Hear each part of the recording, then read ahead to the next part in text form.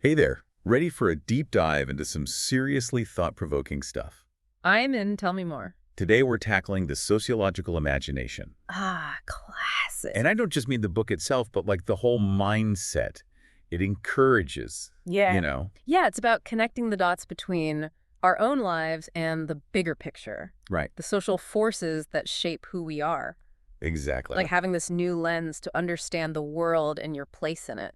Okay, so let's unpack this. Yeah, let's do it. The book starts off strong, saying modern life can feel like a series of traps, Hmm. like we're all struggling in isolation. Yeah, Does that resonate with you at all? absolutely. And Mills actually calls that the first fruit of the sociological imagination. Okay. Basically, understanding that your personal story isn't written in a vacuum. It unfolds within a specific historical context. So it's not just me feeling stuck. It's about understanding the bigger picture that led to this feeling. Exactly. And this isn't just some abstract theory. Okay. It's about recognizing that your chances in life, Mm-hmm. the opportunities you have, even the anxieties you face, Yeah. they're all connected to these larger historical shifts. Okay. Think about it. The sheer pace of change from like feudal societies to our modern world, Right. the rise and fall of totalitarian regimes. Huge. These events reshape individual lives in profound ways. Whoa, that's mind-blowing. It is. So it's not just me feeling stuck, it's the system. It can feel like that, right? It Yeah. can feel like there's this vague sense of threat. Yes. But it's hard to put your finger on exactly what's being threatened.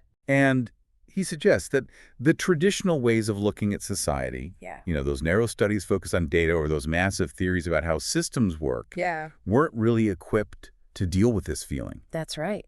He argued that these approaches, while seemingly opposite, Right. focusing on the big picture versus tiny details, Mm-hmm. were both ultimately inadequate for truly understanding the human experience. So these traditional approaches fall short. What does Mills propose instead? It sounds like he wasn't a fan of just looking at the big picture or getting lost in the details. You're right on the money. He called out these two extremes as grand theories, Okay. those sweeping explanations of society You're right. and abstracted empiricism, basically getting lost in data without connecting it back to the real world. I think we've all come across those dense, jargon-filled theories that sound impressive but don't actually tell us much about how to live our lives right. Exactly. And on the flip side, he argued that hyper-focused studies, while providing interesting data points, Right. often miss the forest for the trees. Yeah. They don't link those individual pieces of information back to the bigger picture of society.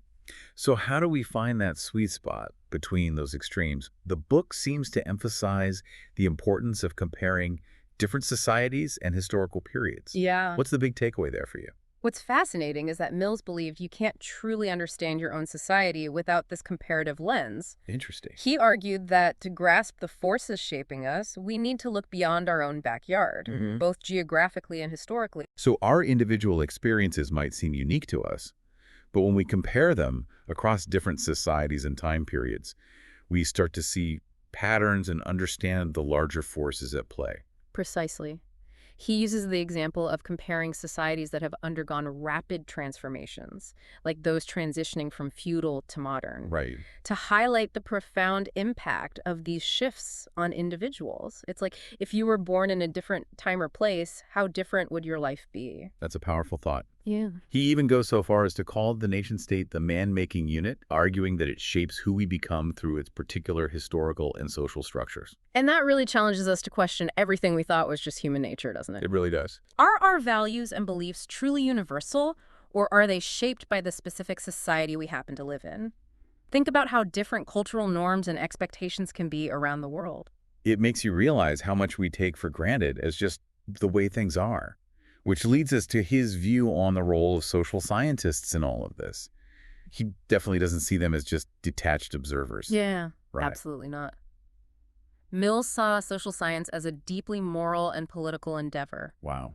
He believed that social scientists should be actively involved in connecting those personal struggles to the bigger picture, empowering individuals to understand the structures that are shaping their lives. So it's not just about describing what's happening in society, but also about connecting those observations to the values of freedom and reason, Right. and helping people understand how those values might be threatened by current trends. Right. He was concerned about social scientists getting caught up in jargon and overly specialized research. Yeah, I could see that happening. ultimately losing sight of that larger purpose. It's about bringing those insights to the public in a way that's accessible and meaningful. It feels incredibly relevant today, even though the book was written decades ago. Oh, absolutely. That sense of uneasiness and indifference, the feeling of being trapped, the struggle to make sense of a rapidly changing world, it's all still so relevant to our lives. What's striking is how much of what he wrote about still resonates today. Totally. And that's a testament to the enduring power of the sociological imagination. This has been such an eye-opening conversation. It really has. But we've talked about the problems, Yeah. the feeling of being trapped, the Yeah. need for a new perspective. Mhm. So what's the solution? How do we actually develop this sociological imagination that Mills talks about? You're right. It's not enough to just diagnose the issue. Right. Mills believed that cultivating a sociological imagination is an active process.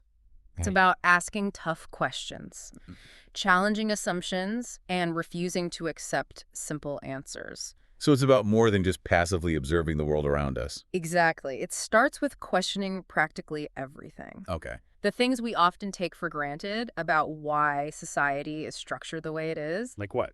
Like, why are some groups more likely to succeed than others? Right. Why do certain trends catch on while others fade away? Yeah. Are these outcomes inevitable, or are they the result of choices that we've made as a society? It's about digging beneath the surface and looking for those deeper connections. Those historical and social forces that shape the issues we face today. Absolutely. It reminds me of that old saying, history doesn't repeat itself, but it often rhymes. Right. We can learn so much by studying the past and seeing how those patterns play out in the present. That's a great point. And Mills would say that this deeper understanding isn't just about gaining knowledge for knowledge's sake. Right. He believed that understanding the forces shaping our lives empowers us to act, to become more engaged citizens. So it's not about being an armchair critic. No, It's about using this knowledge to make a difference. absolutely. It's about recognizing that we are not just passive recipients of social forces, Right. but active participants in shaping the world around us. This has been such an insightful deep dive. It really has been. It's definitely given me a lot to think about. Me too. And I feel like I have a new lens through which to view the world and my place in it. That's what it's all about. If Mills were alive today, what social phenomena do you think he'd be examining with his sociological imagination? That's a fantastic question to leave our listeners with. What social issues or trends do you think demand this kind of critical sociological analysis? Which of our everyday struggles, those personal troubles, as Mills called them, might reveal something deeper about the public issues of our time? Remember, cultivating your sociological imagination is a journey, not a destination. Keep asking those why questions and never stop connecting the dots between your own life and the larger forces shaping our world. Such a good place to end it, I think. Totally. Thanks so much for joining me on this deep dive into the sociological imagination. It's been a pleasure. Until next time, keep those imaginations fired up.